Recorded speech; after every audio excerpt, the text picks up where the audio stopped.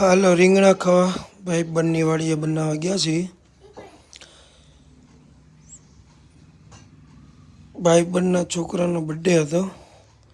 Gravy ચડી રહી છે. આપણે ડુંગળી ટમેટાની જ ગ્રેવી બનાવીશ ખાલી, બીજું બહુ એડ નથી કરતા રસો જાડો બનાવવા માટે. તો એ ગ્રેવી તો જાડી જ બને છે અને ટમેટા એડ કર્યા છે. આપણે રીંગણા પણ ભરીને જ બનાવીશ.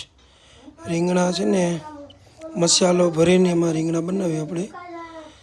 ફૂલ મસાલો ભરીશ એમાં એડ કરી દીધા છે રીંગણા. ઘડીક આને એમને તેલમાં સસડાવશું, સડવા દઈશું. રીંગણા બનાવીએ છીએ આપણે આવી રીતના ભરીને. 50-60 માણસના છે રીંગણા. ઘડીક આમને ચડવા દઈશું. પછી એમાં પાણી એડ કરીને અડધી પોણી કલાક ચડવા દઈશું, જ્યાં સુધી રીંગણું પૂરેપૂરું ચડી જાય ત્યાં સુધી. પાણી એડ કરી દીધું અને તાપ જીગી નાખ્યો છે ફૂલ. હવે રીંગણા આમને ચડવા દઈશું. હવે જો બની ગયા છે ને આવી ગયા છે ડીશમાં. હવે આનો ટેસ્ટ કરશું કેવું બન્યું છે. ચાલો, થેન્ક યુ.